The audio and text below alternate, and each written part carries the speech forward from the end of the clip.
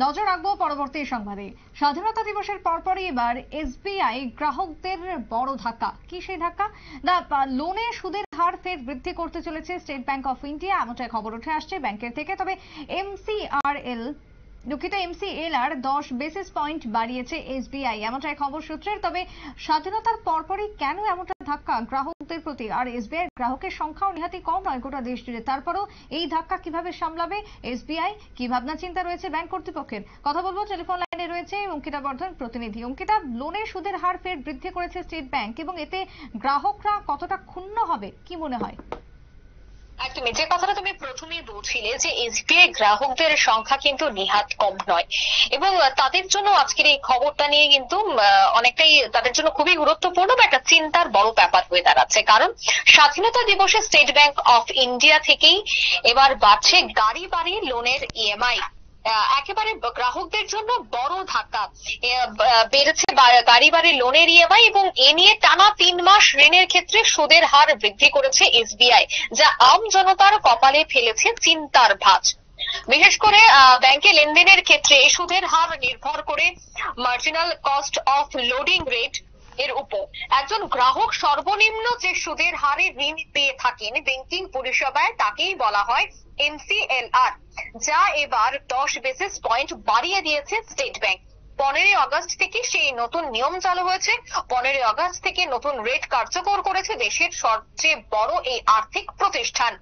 এছাড়া এমসিএলআর এর বৃদ্ধির ফলে 3 বছরের লোনে এসবিআই এর সুদের হার কিন্তু এবার 9 থেকে বেড়ে 9.10% গিয়ে দাঁড়িয়েছে। নিচে একটা চার্ট দেওয়া হয়েছে এবং সেই চার্টেই কিন্তু সম্পূর্ণটা বিষয় তুলে ধরা হয়েছে। সেই চার্টটা যদি আমি বলি, প্রথমে আসছি মেয়াদ। একেবারে রাতারাতি সুদের হার ছিল 8.10%, নতুন সুদের হার হয়েছে 8.20%। 1 মাসে 8.35% ছিল, এখন কিন্তু 1 মাসে সুদ হবে 8.45%। 3 মাসে সুদের হার ছিল 8.40%, তা এখন হবে 8.50%। এবার আসছে 6 মাসে। 6 মাসে সুদের হার ছিল 8.75%, এখন কিন্তু নতুন করে সুদের হার এই বছর থেকে হচ্ছে 8.85%।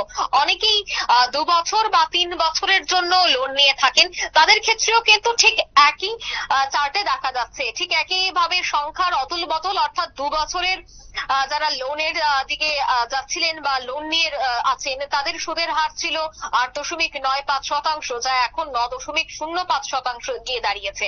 যারা 3 বছরের লোন নিয়েছেন, তাদের কিন্তু গত এই বছর অর্থাৎ অগস্ট মাস পর্যন্ত ছিল 9%, এখন কিন্তু নতুন বছরে তা হয়েছে 9.10%। অর্থাৎ চলতি বছরেই কিন্তু এবার বেড়েছে সুদের হার। একটা বিষয় অবশ্যই বলতে হয় যে চলতি বছরের জুনে 30 বেসিস পয়েন্ট এমসিএলআর বাড়িয়েছিল এসবিআই, যার জেরে দেখা গেছে বাড়ি এবং গাড়ির লোনের পাশাপাশি বৃদ্ধি পেয়েছিল শিক্ষা ঋণের ইএমআই এর পরিমাণও। এবার কিন্তু গ্রাহকদের ক্ষেত্রে প্রযোজ্য হবে ঠিক একই নিয়ম। বা যারা গাড়ি বা বাড়ির জন্য লোন নিয়ে থাকেন, তাদের জন্য আজকের এই খবর যথেষ্ট গুরুত্বপূর্ণ। দেখো, 2016 ব্যাংক লোনে স্বচ্ছতা আনতেই কিন্তু এমসিএলআর চালু করেছিল রিজার্ভ ব্যাংক অফ ইন্ডিয়া বা আরবিআই, এবং আগের ঋণের ক্ষেত্রেও সুদের হার বেস রেট সিস্টেম হিসেবে ঠিক করা হতো।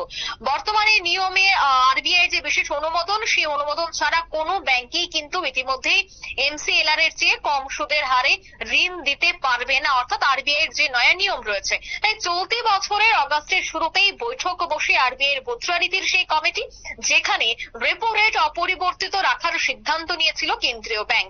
এই নিয়ে টানা 8বার দেখা গেছে যে রেপো রেটে কোনো বদল করলো না আরবিআই, অর্থাৎ যে 6.5% ছিল তা কিন্তু এখনো থাকছে। কিন্তু আরবিআই এর দুঃখিত, যারা এসবিআই এর গ্রাহকরা রয়েছে, তাদের ক্ষেত্রে কিন্তু আজকের এই খবরটা অবশ্যই কপালে একটা চিন্তার ভাঁজ থাকবে। লোনের ক্ষেত্রে যে বৃদ্ধি পেয়েছে প্রায় 0.10%, তা কিন্তু আগামী দিনে অনেকটাই ভাবাবে গ্রাহকদের। সুপ্রীতি, একেবারে তাই। ধন্যবাদ তোমায় অঙ্কিতা। অর্থাৎ এই মুহূর্তে দাঁড়িয়ে এসবিআই এর যে সিদ্ধান্ত এবং যে তাদের আগামী দিনের লোনে সুদের হার ফের বৃদ্ধি করা, তাদের গ্রাহকদের মনোবল এই মুহূর্তে কোন জায়গায় গিয়ে ঠেকবে, সেটাও কিন্তু একটা প্রশ্নের মধ্যেই পড়ছে। ছোট্ট একটা বিরতির পর ফিরে আসবো, সঙ্গে থাকুন।